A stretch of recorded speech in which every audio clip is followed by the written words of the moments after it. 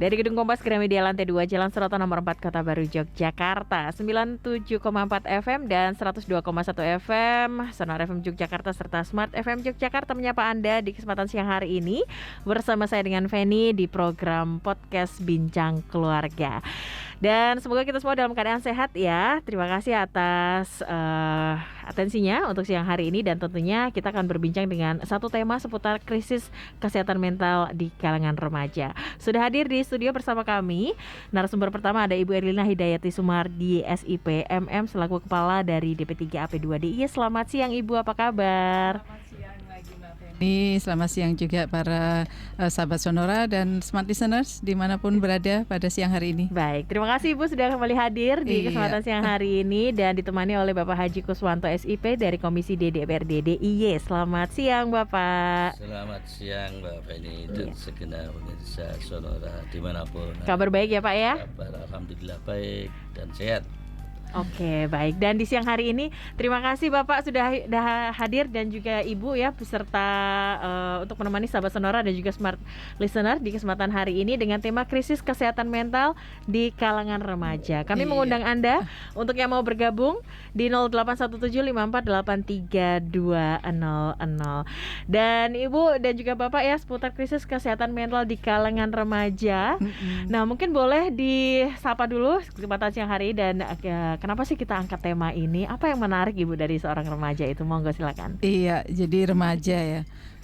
Karena remaja ini kan sedang ada dalam kondisi psikologis yang bisa dikatakan agak berbeda begitu ya. Ada dalam kondisi yang sedang naik turun gitu, moodnya, semangatnya, gampang sekali terpengaruh dengan suasana di lingkungannya begitu, apalagi di dalam keluarganya. Kemudian juga sensitif gitu ya. Kemudian juga lagi senang-senangnya untuk berada di luar gitu, mengeksplor hal-hal di luar rumah, di luar keluarga. Kemudian juga banyak berteman gitu, banyak bersosialisasi di luar sehingga ya macam-macam nanti dampak-dampaknya bisa positif bisa negatif begitu ya. Kalau kemudian remaja ini bisa memposisikan dirinya dengan baik, kemudian mendapat juga support sistem yang baik begitu ya dari lingkungan, nanti akan berkembangnya juga secara baik. Dan remaja yang dalam kondisi kesehatan mental yang baik ini akan mendukung pada capaian-capaian berikutnya begitu ketika nantinya sudah dewasa. Nah, ini penting sekali karena permasalahan-permasalahan yang dihadapi oleh masyarakat yang sudah dewasa saat ini, bahkan yang sudah tua sekalipun begitu ya, itu banyak sekali dipengaruhi ketika masa usia anak dan terutama di masa usia remaja ini di dalam kehidupannya. Nah, kenapa itu menjadi sangat penting untuk kita bahas juga, untuk selalu kita sosialisasikan, edukasikan begitu ya, terkait dengan parenting untuk remaja ini ya, karena itu tadi remaja itu nanti berperan di dalam pembangunan. Harus SDM yang potensial, yang kualitasnya baik. Jangan sampai di dalam perkembangannya terganggu, begitu ya. Sehingga gangguan-gangguan itu yang berakibat pada kesehatan mental yang tidak baik akan membuat hidup remaja ketika sudah dewasa dan harus berperan di dalam pembangunan tadi itu menjadi terganggu juga. Karakter, perilakunya, kemudian kualitas hidupnya, bagaimana cara dia nantinya bersosialisasi dengan lingkungan, bagaimana kemudian ketika sudah berkeluarga, membentuk keluarga, berelasi dengan pasangan, dan nantinya ketika sudah memiliki anak, mengasuh anak gitu. Nah, semuanya itu kan seperti roda berputar begitu ya. Seorang remaja yang di dalam hidupnya itu mengalami parenting yang baik, kemudian juga mengalami suasana hati yang baik di sekolah, kemudian di masyarakat juga support sistemnya sangat mendukung untuk baiknya kesehatan mentalnya begitu, maka dia akan berkembang dengan optimal di dalam kehidupannya dan mencapai kualitas hidup yang optimal juga, sehingga nanti ketika dia berperan di dalam pembangunan maupun ketika berkeluarga, nanti juga akan dalam kondisi yang optimal untuk memulai hidupnya. Oke, sepenting itu ya Ibu ya. Baik. Dan kalau dari Bapak Kuswanto sendiri nih melihat kalangan remaja ini sepenting apa sih Pak untuk menjaga kesehatan mental anak-anak remaja? Terima kasih Mbak Feni. Berkaitan dengan remaja ini perlu perhatian khusus, memang saya setuju sekali. Karena yang namanya remaja itu perpindahan usia dari anak ke remaja. Nah, tentu di situ sangat perlu bimbingan dan masukan-masukan yang baik supaya jangan sampai kehidupan mereka itu istilahnya lingkungannya jangan sampai mengganggu pikiran-pikiran mereka yang membuat remaja ini jadi berpikiran yang istilahnya tertekan dan sebagainya. Nah, ini karena yang namanya remaja ini tadi Bu Erlina mengatakan bahwa remaja ini merupakan generasi penerus kita yang sudah tua-tua ini, maka perlu perhatian khusus terhadap parenting masalah remaja, masalah kesehatan mental. Ini perlu perhatian khusus karena yang namanya perpindahan usia dari anak-anak ke remaja itu memang rawan sekali istilahnya gangguan-gangguan yang bisa ditimbulkan dari sana. Misalkan pergaulan di lingkungan, di sekolah, sekarang mau masuk sekolah pendidikan yang baru pun mesti berpengaruh pada mental mereka. Betul. Misalnya minder atau takut apa bagaimana, mesti ada rasa-rasa seperti itu. Nah ini perlu istilahnya perhatian khusus kepada yang berkompeten, khususnya orang tua. Ya, dorongan orang tua itu penting sekali. Ya, Dan pendampingan ya Pak ya Iya. tentunya. Jadi kalau kita lihat ada banyak masalah yang dilakukan gitu oleh para orang dewasa, kita bisa lihat entah itu di jalanan, di tempat publik, di kantor, di sekolah atau dimanapun begitu ya. Itu menunjukkan bahwa ketika perkembangan di masa remajanya itu tidak baik-baik saja gitu. Ada gangguan-gangguan yang mengakibatkan kemudian ketika sudah dewasa itu terjadi penyimpangan-penyimpangan perilaku atau karakter tadi yang kemudian mengganggu orang lain gitu ya. Atau tidak hanya terhadap manusia tetapi juga bisa jadi terhadap alam gitu ya. Mengganggu keseimbangan alam misalnya gitu. Dan sebagainya. Jadi bisa kita lihat sekarang ini ternyata ada banyak orang-orang dewasa yang bisa kita lihat di dalam kesehariannya mengalami permasalahan-permasalahan yang sangat mungkin ketika masih masa anak dan masa remaja itu tidak terselesaikan atau tidak dalam kondisi kesehatan mental yang baik. Oke. Dan kalau kita berbicara seputar tadi dikatakan bahwa remaja adalah perpindahan usia ya Ibu ya. Dan tentunya akan ada fase-fase perkembangan remaja. Nah itu di usia berapa sih Bu supaya sahabat Sonora dan juga Smart Listener tahu nih, paham ketika remaja pada usia segini itu apa yang harus dilakukan dan perhatian apa? Monggo silakan. Ya, pertama kita pahami dulu karena ada penggolongan usia gitu ya, yang agak berbeda-beda gitu. Kalau menurut WHO itu masa remaja itu di usia 10 hingga 19 tahun. Sementara kalau di peraturan Menkes RI ya nomor 25 tahun 2014 itu remaja itu sama seperti Undang-Undang Perlindungan Anak gitu. 10 hingga 18 tahun karena anak itu di bawah 18 tahun gitu ya. Tetapi kalau di BKKBN sendiri menyebut remaja itu di usia 10 hingga 24 tahun dan belum menikah gitu. Jadi agak berbeda-beda. Nah, tahapan perkembangan remaja sendiri menurut ilmu psikologi juga berbeda-beda ya. Jadi masa remaja awal, kemudian juga masa remaja pertengahan dan masa remaja akhir gitu. Masa remaja awal itu di usia 10 hingga 13 tahun, kemudian masa remaja pertengahan di usia 14 hingga 17 tahun dan masa remaja akhir atau di masa muda itu di 18 hingga 24 tahun. Kalau melihat dari ini berarti yang tiga-tiganya pemahaman remaja tadi bisa masuk ya. Karena di masa remaja akhir itu sampai usia 24 tahun tadi sama seperti yang BKKBN gitu ya. Sementara kalau yang dari remaja yang usia anak itu kan berarti yang di bawah 18 tahun artinya 10 hingga 17 tahun tadi. Oke. Lalu kalau kita berbicara seputar kesehatan mental. Nah, ini perilaku-perilaku menyimpang apa yang itu dapat dikategorikan sebagai gangguan kesehatan mental nih Ibu nih supaya masyarakat juga tahu nih dan mungkin ciri-cirinya ya Ibu ya yang dapat dikenali. Jadi kalau di dalam ilmu kesehatan ya, kedokteran psikologis ya, ada yang dinamakan mental disorder gitu atau gangguan jiwa dan kemudian juga ada mental illness atau penyakit jiwa gitu. Nah, mental disorder atau gangguan jiwa ini perubahan yang terjadi pada pola pikir dan emosi seseorang gitu yang dengan mudah kemudian mengganggu kinerja aktivitasnya sehari-hari, terutama karena gangguan yang terjadi di otaknya gitu. Artinya kelainan pada fungsi normal otak gitu. Nah, mental disorder atau gangguan jiwa ini bisa berupa kecemasan, depresi begitu ya. Sedangkan untuk yang mental illness atau penyakit jiwa, meskipun ini juga berkaitan juga dengan mental disorder begitu, Tetapi lebih disebutkan bahwa ini adalah kondisi patologis otak gitu, yang ditandai dengan rangkaian gejala atau tanda yang bisa diidentifikasi dan terjadi sebagai akibat dari berbagai kondisi etiologi seperti infeksi, cacat genetik, kemudian juga faktor lingkungan. Nah, jadi untuk yang mental illness ini lebih berupa bahan kimia yang tidak normal gitu ya, yang terganggu di otaknya, seperti neurotransmitter seperti itulah. Nah, untuk yang mental illness ini bisa kita sebutkan salah satunya adalah schizofren misalnya. Gitu. Jadi sedangkan yang mental disorder atau gangguan jiwa tadi, kita lihat di remaja itu seringkali munculnya seperti stres gitu ya, karena tekanan-tekanan, bisa karena tekanan ketika mengalami pendidikan atau di sekolah gitu ya, ketidakmampuan menyerap pelajaran misalnya, atau tidak dalam kondisi yang baik sehingga ketika mengalami pendidikan atau belajar di sekolah itu tidak dalam kondisi yang siap untuk menyerap ilmu begitu ya. Kemudian juga ketika keluarganya sedang ada masalah dan tidak bisa belajar dengan baik dan sebagainya sehingga stres gitu. Atau hal-hal lainnya sangat mungkin terjadi gitu. Ada banyak yang bisa menyebabkan kondisi stres pada masa remaja. Kemudian gangguan kecemasan gitu.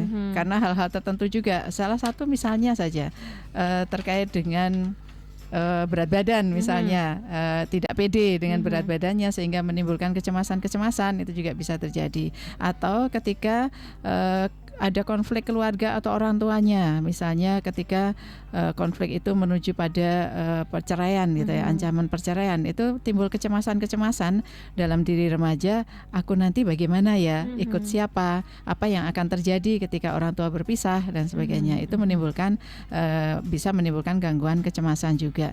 Dan kalau kemudian sudah makin memberat begitu ya, gangguan-gangguan baik kecemasan ataupun stres tadi bisa kemudian menjadi depresi juga gitu. Nah, ini menjadi lebih berat gitu. Dan seringkali depresi itu juga kemudian menimbulkan gangguan kejiwaan yang lebih berat lagi, seperti keinginan untuk adanya halusinasi, kemudian keinginan untuk bunuh diri dan sebagainya. Oke, ternyata cukup banyak ya Ibu ya, jenis-jenisnya, dan patut diketahui oleh orang tua ketika anaknya sudah mulai remaja, ya kan, perilaku-perilaku apa yang berubah, kemudian pendampingan apa yang harus dilakukan, seperti itu ya Ibu ya.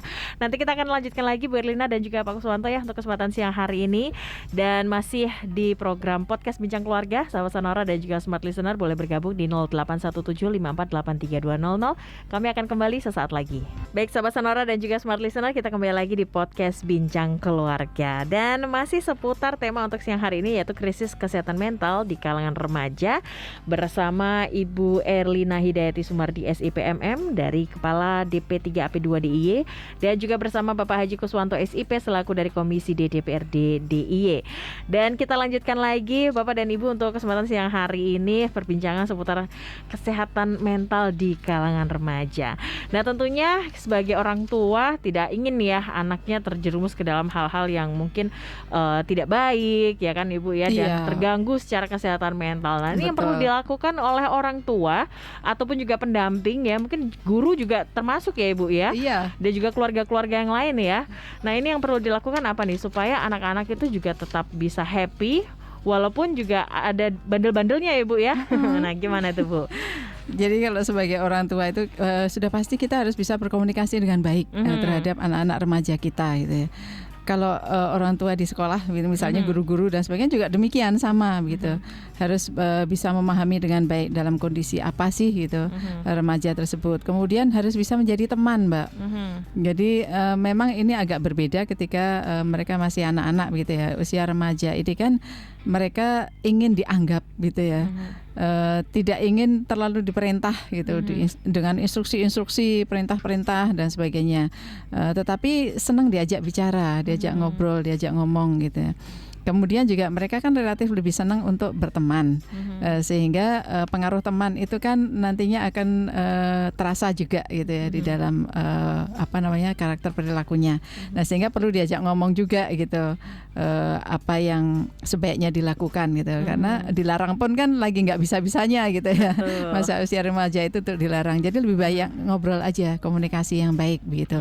Apa yang diinginkan anak, apa yang harus kita support gitu, apa yang kita dukung gitu, apa yang kemudian kita buka wawasannya, mana yang berisiko, pilihan-pilihan mana yang sebaiknya gitu ya, yang sebaiknya kemudian dipilih gitu, sambil ngobrol diskusi, karena sangat mungkin pikiran mereka berbeda gitu ya. Jadi pengaruh-pengaruh banyak teman itu kan juga macam-macam, sehingga pikiran mereka bisa jadi berbeda dengan apa yang kita inginkan gitu. Nah itu pentingnya untuk dialog, untuk mencapai kesepakatan, dan kemudian kesepakatan itu kita evaluasi terus gitu. Kalau memang kemudian tidak cocok ya diajak ngobrol lagi, dicari lagi gitu ya, kesepakatan apa yang bisa nyaman untuk bersama gitu, baik bagi remaja maupun bagi kita gitu. Ya tugas kita memang mendampingi sebagai orang tua ya, tetapi tidak memaksakan kehendak gitu. Kalaupun ada yang salah yang dilakukan oleh remaja, ya diajak ngobrol yang baik begitu. Benerinnya juga sedikit-sedikit, bertahap gitu ya. Dan tidak selalu harus dalam kondisi yang kita menghadapi langsung gitu ya. Dikasih tahu, ditunjukkan apa salahnya dan sebagainya, tidak selalu harus begitu. Tetapi bisa dengan cara-cara yang lebih kreatif, diajak dolan misalnya, diajak healing gitu. Diajak melakukan hobinya gitu ya, bersama-sama gitu. Meskipun kita nggak bisa, tetapi ya gimana caranya gitu ya, kita ikut di dalam hobinya. Kemudian diajak untuk kita juga harus diskusi juga kalau bisa ya, kemudian bertemu dengan teman-temannya juga supaya kita bisa tahu pikiran mereka seperti apa sih sebetulnya, remaja-remaja ini lagi ngapain sih gitu ya, sehingga kita bisa kemudian memahami dunia mereka itu seperti apa gitu. Jadi karena dunia orang tua sangat mungkin berbeda ya. Pengalaman-pengalaman yang kita dapatkan waktu remaja juga berbeda zaman gitu ya, sehingga zaman yang sekarang itu ya yang harus kita pahami sekarang gitu. Bukan kemudian kita harus mikir zaman dulu untuk diterapkan di sekarang gitu. Karena zaman itu terus berkembang. Betul. Bahkan teknologi juga berkembang. Nah remaja kita dengan teknologi yang berbeda dengan waktu kita remaja dulu, nah itu juga mempengaruhi bagaimana cara mereka kemudian berpikir, bagaimana cara mereka berkomunikasi dan berelasi. Nah itu yang harus kita pahami. Jadi orang tua itu memang harus banyak belajar gitu ya. Betul. Iya, dan belajarnya bisa juga belajar dari anak-anak kita gitu. Bagaimana dunia mereka sesungguhnya gitu. Oke, dan diharapkannya setelah pendekatan tersebut juga dapat lebih memahami anak-anak, ya kan? Anak-anak juga tetap happy dalam menjalani keseharian. Baik, dari Pak Kuswanto mungkin ada yang mau ditambahkan Pak seputar yang perlu dilakukan orang tua nih supaya kesehatan mental tetap terjaga. Ya, orang tua ini harus betul-betul paham terhadap putra-putrinya. Karena yang namanya remaja itu kriterianya tadi disampaikan Bu Eli di depan ada 3. Betul. Yaitu masa remaja usia awal, itu usia 10-13. Sedangkan usia pertengahan itu usia 14-17. Yang usia akhir atau dewasa muda itu usia 18-24. Betul. Okay. Lah yang usia awal, yang usia 10-13 ini kan mereka perubahan dari anak-anak menjadi remaja awal. Nah ini kan dia ada perubahan-perubahan dalam dirinya. Misalkan suaranya berubah, organ tubuhnya berubah. Nah ini masih taraf belum membahayakan. Nah yang lebih istilahnya lebih perlu perhatian orang tua atau guru itu di usia pertengahan, usia 14 sampai 17 ini rawan. Oke. Karena mereka remaja ini akan ingin mencoba sesuatu yang istilahnya belum pernah dia lakukan. Nah, maka misalkan kok pengen menyendiri, biasanya menyendiri, terus kepengin istilahnya kenal dengan lain jenis yang akan menjurus ke kemesraan istilahnya. Betul. Ini terjadi di usia-usia seperti ini. Nah, usia yang paling lebih dewasa lagi nanti di usia 18-24 ini sudah makin mengendap. Makin mengendap cara berpikirnya dia akan berpikir saya kalau melakukan seperti ini dampaknya seperti ini. Dia akan lebih memikirkan untuk ke masa depannya. Nah ini perlu, Bu Erlina sudah banyak mengatakan bahwa orang tua, guru, ini khususnya orang tua ya pendekatan secara emosional. Emosional yang mana harus tahu apa yang dilakukan putra-putrinya. Istilahnya jangan kalau salah malah dimarahi. Ya pendekatan gini, begini diajak komunikasi.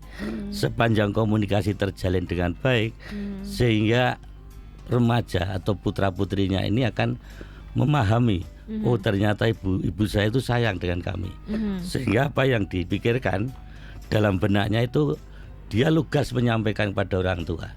Tidak ada rasa takut, sehingga komunikasi terjalin dengan baik. Kalau anaknya salah bisa dibetulkan secara pelan-pelan dan dibimbing untuk yang lebih baik lagi. Seperti itu, Mbak. Oke, baik. Ya, dan lebih menghargai, Mbak. Jadi jangan kemudian menghukum gitu ya. Tetapi kalau anak melakukan hal yang baik, hargai. Mungkin bisa dihargai dalam bentuk kata-kata, kalimat, tapi bisa juga dalam bentuk barang begitu ya. Surprise. Ya, jadi supaya anak merasa oh ini benar ya yang saya lakukan dan dihargai oleh orang tua gitu ya. Nah itu pun boleh kok dilakukan oleh para guru di sekolah gitu ya. Betul. Iya, jadi menghargai anak didik juga sangat penting dan boleh juga dilakukan orang dewasa di masyarakat gitu ya terhadap anak-anak yang ada di lingkungannya, anak tetangga misalnya gitu. Kalau berbuat baik ya pujilah gitu ya, katakan baik begitu.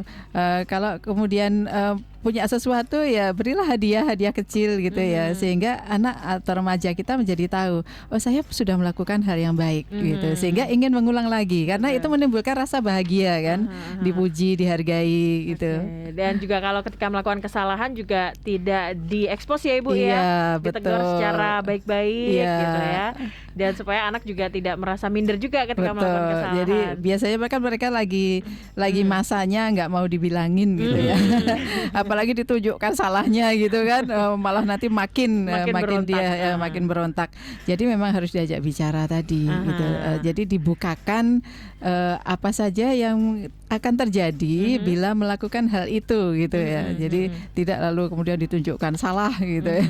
Seperti itu. Oke, semoga juga harapannya ciri-ciri yang mengarah ke kesehatan mental seperti stres, menyendiri itu tidak muncul ya Bu. Jangan sampai. Oke. Nanti kita lanjutkan lagi Bu Erlina dan juga Pak Kuswanto ya untuk kesempatan siang hari ini bersama sahabat Sonora dan juga Smart Listener. Tetap bersama kami di podcast Bincang Keluarga. Baik sahabat Sonora dan juga Smart Listener, kita kembali lagi di program podcast Bincang Keluarga dengan tema krisis kesehatan mental di kalangan remaja dan masih dengan Ibu Erlina dan juga Bapak Haji Kuswanto di kesempatan siang hari ini. Terima kasih untuk sahabat Sonora yang sudah bergabung melalui WhatsApp kami di 081754832000. Kita coba jawab pertanyaan dari sahabat Sonora dan juga Smart Listener yang sudah masuk ya Ibu ya. Yang pertama ada Mbak Anis di Yogyakarta. Ibu mau tahu dong ciri-ciri anak yang mengalami gangguan mental itu seperti apa khususnya untuk anak remaja. Oke, gangguan mental ya Mbak Anis ya tadi ya. Masih yang Mbak Anis. Jadi kita bisa melihat gitu. Pertama misalnya terjadi perubahan suasana hati yang drastis. Dari misalnya biasa-biasa aja normal tiba-tiba kok pengen menyendiri, ngalamun misalnya, nggak suka untuk berkumpul dengan orang tua misalnya, atau melihat TV tapi kok kayaknya nggak menikmati apa yang ada di TV gitu ya, jadi ada ngalamun-ngalamunnya gitu, atau dari yang biasa-biasa aja tiba-tiba kelihatan sedih banget gitu, atau malah justru sebaliknya malah ketawa gitu, kayaknya nggak lucu kok ketawa ya gitu misalnya gitu. Kemudian yang kedua bisa kita lihat kesulitan tidur biasanya ya. Kalau orang tua itu wajib juga untuk melihat gitu ya, nengok lah malam anaknya apa gitu, apakah bisa tidur nyenyak atau tidak, bangun paginya apakah segar atau tidak, itu menunjukkan tidurnya nyenyak atau tidak tadi ya, artinya cukup atau tidak tadi. Kalau pagi bangun tidur kok kuyu berarti kan kurang tidur, ajaklah ngomong gitu, kenapa gitu kan, kenapa kok sulit tidur atau kurang tidur tadi, yang mungkin bukan karena belajar tapi mungkin karena hal-hal lain gitu ya, makanya perlu ditengok dah gitu. Kemudian hilang minat atau semangat gitu ya, tiba-tiba kok nggak semangat ya, ngelokro gitu ya misalnya. Kemudian juga nggak ada motivasi, gitu, kurang motivasinya, diajak ngapa-ngapa juga males gitu, mager dan sebagainya. Tapi magernya bukan karena mager-mager apa, tapi kelihatan dari sisi mentalnya, kesehatan mentalnya itu nggak baik-baik aja gitu. Kemudian perubahan berat badan itu bisa juga terjadi. Bisa menjadi sangat kurus dengan tiba-tiba gitu, atau malah justru sebaliknya, gemuk dengan cepatnya gitu. Nah, karena seringkali kan berbeda-beda ya. Ada orang yang kalau stres itu malah makan terus gitu. Ada yang kalau stres itu nggak mau makan gitu. Makanya menjadi kurus dengan cepat atau menjadi tambah berat badannya dengan cepat. Itu berarti ada sesuatu juga gitu. Kemudian suka mengisolasi diri, artinya tidak mau berteman, nggak mau keluar rumah, sukanya ada di kamar terus gitu ya. Bahkan sama orang tua pun nggak mau campur gitu, diajak pergi juga nggak mau gitu. Pokoknya pengennya sendirian aja gitu. Nah, itu juga menunjukkan ada sesuatu yang terjadi. Kemudian kesulitan konsentrasi ketika belajar di sekolah atau belajar di rumah gitu ya. Kelihatan nggak bisa konsen lah gitu. Atau mengerjakan sesuatu di rumah, tugas-tugas rumah gitu ya. Nggak konsen juga, nyapu tapi kayaknya nyapu bergerak-gerak tapi kok nggak apa namanya ngalamun gitu kan. Ketika belajar di sekolah juga guru bisa melihat gitu konsentrasi atau enggak gitu. Ketika pas tiba-tiba ditanya kok ngalamun, nggak tahu apa yang ditanya gitu kan, berarti ada sesuatu yang dipikirkan gitu. Nah, itu ciri-ciri atau deteksi dini yang bisa kita lakukan gitu ya terhadap anak-anak remaja kita. Apakah itu kemudian ternyata gangguan mental atau ternyata hal-hal lain gitu. Oke, baik. Terima kasih untuk Ibu Erlina. Dan dari Pak Kuswanto mungkin ada yang mau menambahkan Pak seputar ciri-ciri yang dialami anak remaja ketika mungkin mengarah ke gangguan mental gitu Pak, silakan. Ya, biasanya karena tekanan, baik itu tekanan yang berat, baik secara emosi maupun mental, ini akan menimbulkan yang tadi seperti yang Mbak Feni sampaikan, ini gelisah, cemas, terus mudah tersinggung, stres. Nah, ini kan jalannya di situ. Sehingga ini jangan main-main kalau stres ini, kalau dibiarkan berlarut-larut, akhirnya larinya ke depresi. Lihat depresi ini sangat membahayakan. Karena bisa melukai diri, bahkan bisa bunuh diri karena depresi. Nah, ini memang perlu perhatian khusus, dan sosialisasi seperti ini penting sekali menurut saya. Karena kebanyakan remaja kita ini tidak tersentuh apa yang kita bicarakan ini. Baik. Ya kan? Orang-orang tua juga tidak, kalau orang-orang tua yang orang tua yang jadul istilahnya, tidak bakalan memahami masalah seperti ini. Mereka akan berpedoman pada waktu kami muda. Biasanya seperti itu, Mbak. Dan ini kan perlu, makanya ada sosialisasi edukasi seperti ini. Kami selaku Dewan setuju sekali. Dan anak remaja kita itu kalau kita ngomong dulu mama atau dulu papa, itu kan nggak suka Mbak. Protes, nggak suka. Sekarang beda. Mbak Feni dan para pendengar semuanya, kita juga kenal ya gangguan kesehatan mental yang kemudian mengarah pada depresi dan lebih berat lagi gitu. Misalnya kita kenal dengan barcode. Paham nggak ya barcode? Tapi barcode bukan barcode yang ketika kita memindai itu bukan, tetapi menyakiti diri sendiri dengan nyilet atau apa di lengan, melukai diri sendiri seperti barcode gitu ya. Nah, makanya sering kita istilahkan dengan barcoding gitu, membarcode diri lah gitu. Nah, itu juga salah satu ciri depresi gitu ya yang sudah menimpa anak-anak kita atau remaja kita, bahkan orang dewasa pun bisa gitu. Yang menyakiti diri sendiri gitu, karena pertama mungkin menyalahkan bahwa masalahnya itu bersumber dari dirinya, karena juga mungkin merasa bahwa tidak bisa lagi mengatasi apa yang terjadi pada dia gitu, sehingga cenderung menyakiti diri sendiri. Dan itu juga nantinya yang kita khawatirkan kalau kemudian meskipun tidak semua barcode itu nantinya mengarah pada lalu kemudian pada tindakan bunuh diri misalnya, atau bisikan-bisikan untuk mengakhiri hidup, tetapi juga bisa memberat menjadi seperti itu. Yang bahayanya seperti itu, Mbak. Jadi kita juga harus bisa menengarai atau mengidentifikasi atau melihat tanda-tanda gitu ya. Misalnya kalau terlihat depresi dan kemudian kok sukanya melongok-longok dari ketinggian gitu ya, itu kan berbahaya juga, sangat mungkin sedang berpikir untuk bunuh diri misalnya. Atau berada di dekat tower gitu ya, jalan wirawiri di dekat tower gitu, sangat mungkin di dalam pikirannya itu ada keinginan untuk manjat tower dan bunuh diri. Atau selalu wirawiri di rel kereta api misalnya. Itu juga kita harus bisa melihat tanda-tanda yang seperti itu dan segera menolong. Jangan biarkan sendirian gitu ya. Ketika sudah ada ciri-ciri seperti itu, jangan biarkan sendirian dan segera untuk dibantu untuk mengakses pada layanan kesehatan gitu ya.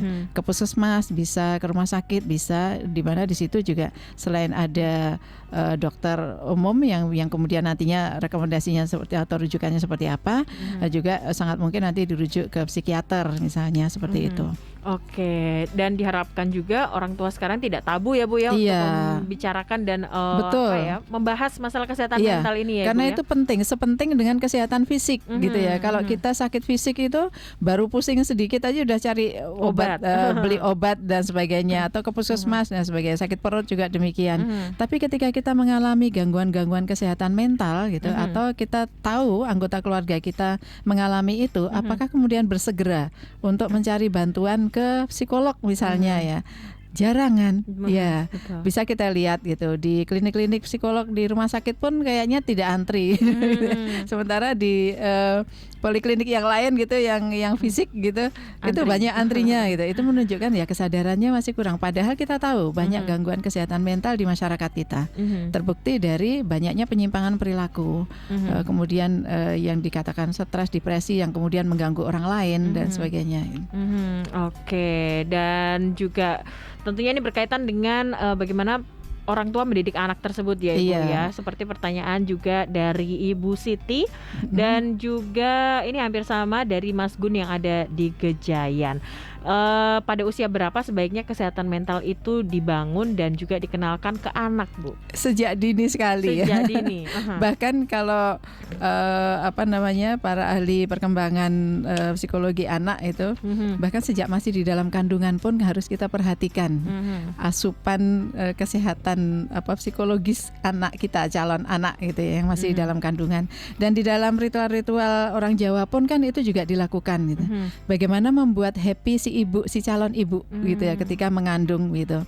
Bagaimana seluruh anggota keluarga itu juga mendukung pada kesehatan psikis dari si calon ibu gitu, sehingga si ibu dalam kondisi yang baik.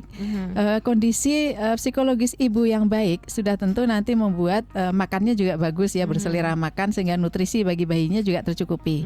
Plus kesehatan mental atau psikologis si calon ibu yang baik itu juga akan berakibat juga, berpengaruh juga pada calon bayinya gitu. Sehingga nanti lahirnya itu juga lebih enak gitu ya, lebih gampang perlakuan terhadap bayinya juga lebih gampang. Nah kemudian seiring dengan pertumbuhan si anak begitu, ada masa-masa golongan-golongan usia yang mungkin bisa berbeda-beda cara perlakuannya. Seperti usia balita nanti berbeda lagi dengan usia ketika sudah SD dan remaja awal tadi, remaja pertengahan, remaja akhir gitu, sesuai dengan kondisi psikologisnya. Di dalam budaya Jawa pun gitu kan, kita mengenal juga bagaimana memperlakukan segmen usia itu yang berbeda-beda, keluarganya, lingkungannya dan sebagainya.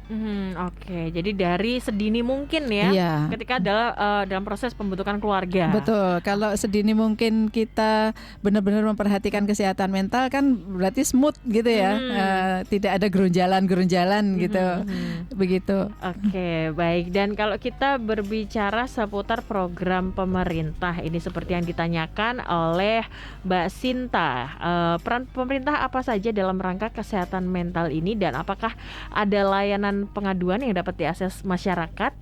Ya, ini Pak Kus Komisi D paham sekali apa saja yang sudah dibantu oleh Komisi D gitu ya, supaya kami termasuk yang di DP3AP2 ini bisa melakukan program dan kegiatan untuk bagaimana pengasuhan terhadap remaja ini dilakukan dengan baik. Monggo Pak Kus ini. Monggo silakan Pak Kus. Berkaitan dengan program masalah remaja ini kan, jadi DP3AP2 kan mitra komisi kami, Mbak. Betul. Iya. Ya tentu saja mau tidak mau, karena kami ini selaku wakil rakyat otomatis apa yang menjadi program dan kegiatan berkaitan kesehatan mental remaja ini memang kami dorong, Pak. Nah, karena apa? Tadi saya setuju sekali bahwa berkaitan kesehatan mental remaja ini diawali dari sedini mungkin. Bahkan kalau itu asupan gizi waktu mengandung, makanan yang dikonsumsi, dan di situ juga kalau zaman dulu kalau melahirkan itu ada yang namanya apa ya istilahnya tembangan yang di situ tujuannya apa memberi apa ya istilahnya kepada bayi yang baru lahir, doa gitu ya, ya. Di samping itu sangat penting itu kaitannya dengan stunting juga karena diawali dari sedini mungkin. Nah, ini saya sangat setuju sekali dari yang disampaikan Bu Ria di depan tadi. Bahkan kapasitas kami selaku istilahnya yang punya fungsi anggaran di sana di Dewan ini selalu mendorong, Pak. Ya, supaya apa? Supaya jangan sampai generasi muda ini tidak tertangani berkaitan dengan kesehatan mental. Jangan sampai malah nanti istilahnya terbengkelai sehingga setelah usia dewasa malah kena ODGJ. Orang dengan gangguan jiwa ini sangat kami sayangkan. Nah, begitu, Pak. Jadi iya. Di kami ini sudah banyak disupport oleh Komisi D ya terkait dengan layanan korban kekerasan gitu ya, baik perempuan maupun anak, dan anak salah satunya gitu. Dan dalam rangka supaya kita bisa mencegah terjadinya kekerasan yang menimpa anak termasuk remaja ya, anak di bawah 18 tahun itu kan diantaranya adalah remaja. Itu juga kami melakukan pencegahan dengan bagaimana bisa orang tua ini melakukan parenting dengan baik. Kami punya layanan yang namanya telekonseling sahabat anak dan keluarga. Itu bisa diakses oleh anggota keluarga semuanya, baik orang tua maupun si anak sendiri. Jadi ketika ada anak atau remaja yang mengalami permasalahan gitu, itu bisa langsung curhatnya ke TESAGA ya, telekonseling sahabat anak dan keluarga tadi. Kemudian kalau mau datang langsung ke layanan gitu, ke gedung kami juga punya yang namanya Pusat Pembelajaran Keluarga atau Puspaga. Si anak pun atau remaja yang mengalami masalah tadi bisa datang langsung ke situ. Di situ ada konselor-konselor psikologinya, ada psikolog juga gitu.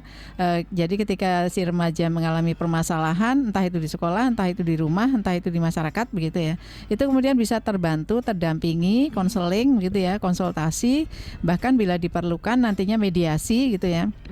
Terhadap apa yang dimaksudkan yang dialami oleh keluarga remaja atau keluarga itu, atau kalau di sekolah dengan guru-guru atau teman-temannya begitu, dan kemudian terbantukan begitu, bahkan sampai ke ketika diperlukan terapi perilaku. Misalnya orang tua sudah menganggap ini penyimpangan perilaku anaknya itu sudah kebangetan gitu, sehingga kemudian minta bantuan. Itu sangat mungkin sangat bisa datang saja ke Puspaga di Puspaga DIY juga ada, di kabupaten kota juga ada, dan di situ sudah ada petugas yang profesional gitu. Dan layanan-layanan tersebut dapat diakses dengan gratis ya? Iya, nggak usah bayar lah gitu. Oleh pemerintah semua sudah disiapkan. Dan untuk identitas pastinya terahasiakan. Terahasiakan, iya. Baik, jangan khawatir ya. Dan seperti itu untuk pertanyaan dari Ibu Sinta di kesempatan siang hari ini. Kita lanjutkan lagi nanti di sesi terakhir, Ibu, untuk perbincangan kita seputar krisis kesehatan mental di kalangan remaja. Sahabat Sonora dan juga Smart Listener, tetap bersama kami di program Podcast Bincang Keluarga.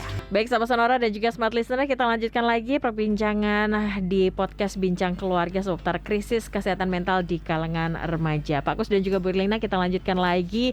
Dan kalau kita mau berbicara seputar data nih ya Bu ya, ramai apa dan sebanyak apa sih sebenarnya untuk kesehatan mental yang ada di Indonesia, fenomenanya itu seperti apa Bu? Ya, kalau tingginya masalah kesehatan mental gitu ya, terutama di kalangan remaja, itu juga terjadi di Indonesia, tidak hanya di dunia. Artinya di dunia pun itu 1 dari 7 anak usia 10 hingga 19 tahun itu mengalami gangguan jiwa gitu ya.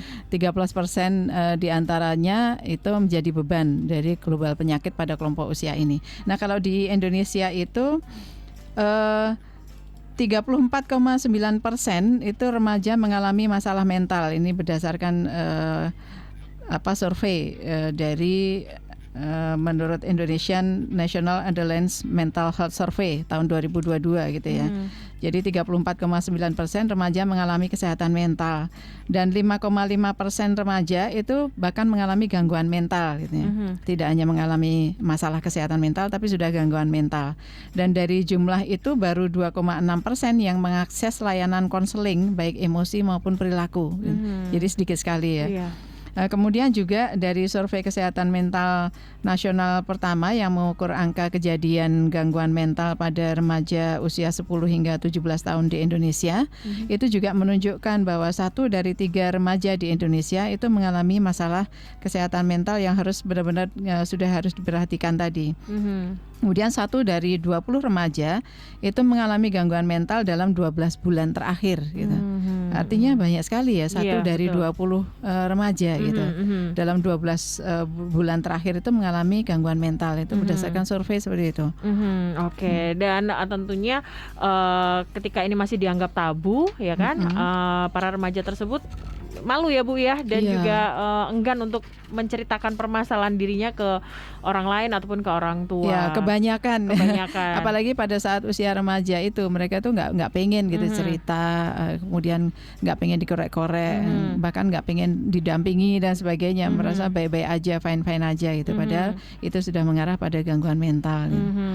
Dan kalau kita berbicara seputar kenapa kesehatan mental harus dijaga, ini mempengaruhi apa saja Bu ketika nanti sudah dewasa nih? Ya, jadi sebetulnya ketika masih usia remaja sekalipun gitu ya, gangguan mental pada usia remaja itu kemudian berpengaruh juga pada hal-hal lainnya, misalnya terhadap bagaimana dia bersosialisasi dengan orang lain, bagaimana dia menghadapi tekanan-tekanan yang menimpanya dalam kehidupannya, kemudian bagaimana dia nantinya berelasi dengan orang lain juga gitu. Itu akan berpengaruh ketika masih usia remaja. Nanti ketika sudah dewasa ya akan banyak dampak-dampaknya gitu ketika di masa remaja kesehatan mentalnya tidak baik-baik saja dan tidak mendapat pertolongan gitu ya. Sehingga akan terbawa terus sampai ke usia dewasa. Luka-luka istilahnya gitu ya, luka-luka mental yang didapatnya ketika masa usia remaja dari siapapun ya, tidak hanya dari keluarga atau orang tua, tapi juga mungkin dari ketika di sekolah atau di lingkungan masyarakat gitu, atau dimanapun ya. Itu juga akan mempengaruhi bagaimana dia hidup selanjutnya, bagaimana dia akan memperlakukan orang lain juga demikian gitu, bagaimana dia memposisikan dirinya di dalam pergaulan sosial, gitu. Bagaimana apa yang akan dia lakukan ketika menghadapi aturan-aturan misalnya, aturan-aturan pemerintah, regulasi dan sebagainya itu. Apakah dia akan cenderung patuh atau akan cenderung menolak atau bahkan melanggar gitu ya. Itu kan tergantung juga dari bagaimana hidup dia ketika di masa remaja tadi. Oke, mungkin dari Pak Kus ada yang mau ditambahkan, dan tentunya akan ada kiat-kiat ya untuk berbicara dengan remaja supaya remaja itu bisa menjadi remaja yang tentunya produktif seperti itu Pak. Silakan. Kalau saya fokusnya pada orang tua Mbak. Pada orang tua, Kalau mengimbau orang tua, yaitu menunjukkan cinta dan kasihnya kepada putra-putrinya. Baik cinta kasih sayang serta perhatian pada putra-putrinya. Jadi yang selanjutnya ikut serta dalam hidup anak, lalu berikan apresiasi saat mendapatkan prestasi dan memberikan dukungan saat anak merasa gagal. Ini penting sekali. Maksudnya selalu menghargai ide dan pendapat yang dikemukakan oleh anak. Buatlah rutinitas untuk menghabiskan waktu bersama dengan anak-anak. Selain itu bersikap terbuka agar anak mau menceritakan perasaannya sehingga bisa bersama-sama mencari solusinya. Ini yang harus dilakukan orang tua terhadap putra-putrinya. Sehingga itu akan kesehatan mental putra-putrinya itu kan terjaga untuk menghadapi masa depannya. Iya. Jadi tugas kita semua gitu, karena semua anak kan anak kita gitu ya. Tapi bagi anak-anak remaja kita juga bagus juga kalau kemudian bisa menghindarkan diri dari lingkungan-lingkungan yang toksik gitu ya. Entah itu teman yang toksik gitu atau siapapun gitu yang toksik gitu ya. Sehingga kemudian tidak membuat kesehatan mentalnya terganggu gitu. Dan orang tua juga penting untuk tidak menjadi toxic parent gitu ya. Penting sekali bagi anak-anaknya ya. Sehingga kemudian semuanya menjagalah gitu ya. Dan orang tua juga akan nyaman kok Mhm. kalau kemudian tidak menjadi toxic parent, karena nantinya remajanya kan juga akan jadi baik-baik saja gitu ya. Malah justru akan bisa sesuai dengan apa yang diharapkan gitu, dengan menjadi orang tua yang baik. Oke, baik. Terima kasih Bu Erlina dan Sama-sama. juga untuk Pak Kuswanto ya atas Sama-sama. perbincangannya di Iya. siang hari ini. Ya. Semoga bermanfaat untuk sahabat Sonora dan juga Smart Amin. Listener. Amin. Amin. Dan kita ketemu lagi di lain kesempatan Ibu dan Bapak. Selamat kembali bertugas untuk siang hari ini.